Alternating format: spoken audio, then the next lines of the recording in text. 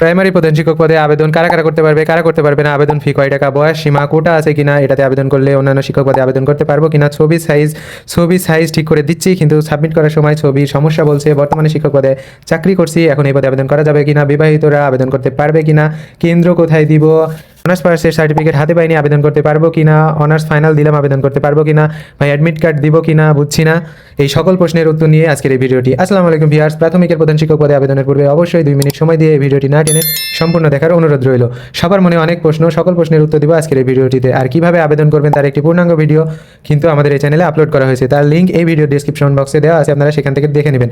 আর সেই ভিডিওটি আপলোড করার পরে অনেকেই আমাকে মেসেজ করেছেন, অনেক প্রশ্ন করেছেন, সেই সকল প্রশ্নের উত্তর আজকে এই ভিডিওটিতে দিব, তাই মনোযোগ সহকারে ভিডিওটি দেখবেন। প্রথমে আবেদন ফি কয় টাকা? ভাই আবেদন ফি হচ্ছে 150 টাকা প্লাস কিছু চার্জ কাটতে পারে। বয়স সীমা কত? বয়স সীমা অবশ্যই 32 বছরের নিচে হতে হবে। এফিডেভিট গ্রহণযোগ্য নয়। কোটা আছে কিনা? কোটা খুবই কম, মাত্র 60% কোটা এবং 93% মেধা ভিত্তিতে নিয়োগ দেওয়া হবে। এটাতে আবেদন করলে শিক্ষক পদে অন্যান্য শিক্ষক পদে আবেদন করতে পারবো কিনা? হ্যাঁ অবশ্যই করতে পারবেন। ছবি সাইজ হচ্ছে আপনারা 300x300 এবং 100 কেবির নিচে আপনাদের রেজুলেশন থাকতে হবে। এরপর হচ্ছে সাইনের সাইজ হচ্ছে 380 পিক্সেল এবং 60 কেবির নিচে থাকতে হবে। ছবির সাইজ ঠিক করে দিচ্ছি কিন্তু সাবমিটেড করার পর ছবির সমস্যা বলছে। ভাই ছবি দেওয়ার সময় অবশ্যই আপনাদের ফেস এবং ছবিতে আপনাদের কান দেখা যাওয়া লাগবে এবং পরিষ্কারভাবে দেখা যাওয়া লাগবে এবং এই তাদের রিকোয়ারমেন্ট অনুযায়ী আপনারা সাইজ কিন্তু কনভার্ট করে নিতে হবে। সেটা আপনারা গুগল থেকে অথবা যে কোনো অ্যাপস থেকে ফ্রিতে কনভার্ট করে নিতে পারেন। বর্তমানে শিক্ষক পদে চাকরি করছি, এখন এই পদে আবেদন করতে পারবো কিনা? হ্যাঁ অবশ্যই পারবেন। আপনার প্রতিষ্ঠান থেকে অনুমতিপত্র নিলে আপনারা অবশ্যই আবেদন করতে পারবেন। বিবাহিতরা আবেদন করতে পারবে কিনা? হ্যাঁ অবশ্যই বিবাহিতরা আবেদন করতে পারবেন। আবেদনের সময় ঠিকানা কিভাবে দিব? বিবাহিত হলে বর্তমান ঠিকানা দিবেন স্বামীর ঠিকানায় এবং কেয়ার অফ দিবেন হাজবেন্ড। আর পার্মানেন্ট অ্যাড্রেস দিবেন আপনার এনআইডি অনুযায়ী, সেটা যদি আপনাদের বাবার ঠিকানা হয় তারপরে বাবার ঠিকানায় দিবেন।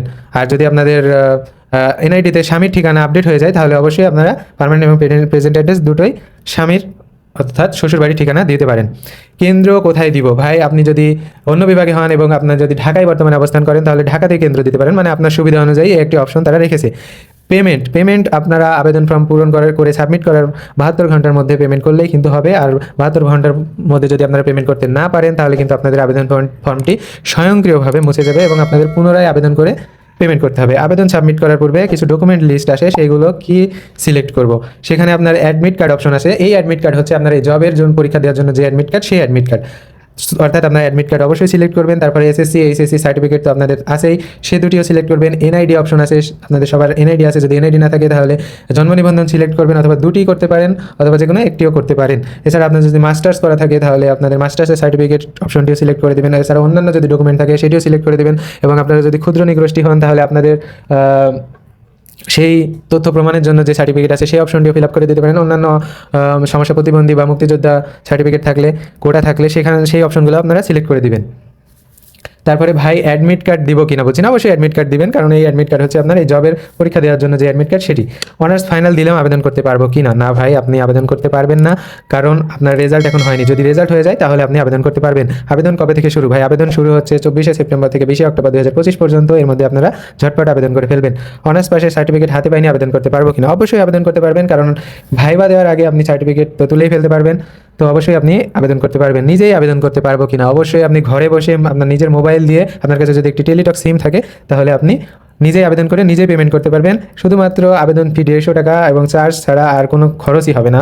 তো কিভাবে আপনি নিজের মোবাইল দিয়ে ঘরে বসে আবেদন করতে পারবেন সেই সংক্রান্ত একটি পূর্ণাঙ্গ টিউটোরিয়াল ভিডিও কিন্তু আমাদের চ্যানেলে দেওয়া হয়েছে। সেই ভিডিওর লিঙ্ক আমি এই ভিডিও ডেসক্রিপশন বক্সে দিয়ে দিচ্ছি, সেখান থেকে আপনারা দেখে নেবেন। আর আরও যদি কারো মনে যদি কোনো প্রশ্ন থাকে তাহলে অবশ্যই এই ভিডিওর কমেন্ট সেকশনে জানাতে পারেন, আমি অ্যান্সার দেওয়ার চেষ্টা করবো ইনশাল্লাহ। তো এই ভিডিওটি থেকে যদি আপনারা একটু উপকৃত হন এবং ভিডিওটি ভালো লেগে থাকে তাহলে অবশ্যই ভিডিওটিতে একটি লাইক, কমেন্ট এবং ভিডিওটি বন্ধুদের মাঝে শেয়ার করে দিবেন। আর আপনি যদি এই চ্যানেলে নতুন হয়ে থাকেন তাহলে অবশ্যই চ্যানেলটি সাবস্ক্রাইব করে পাশে থাকা বেল আইকনটি ক্লিক করে দিবেন। আর এই ভিডিওটি যদি আপনি ফেসবুক থেকে দেখে থাকেন তাহলে অবশ্যই আমাদের পেজটি ফলো দিয়ে সাথেই থাকবেন এমন নিত্য নতুন ভিডিও পেতে। আজকে এই পর্যন্তই, সবাই ভালো থাকবেন, ধন্যবাদ।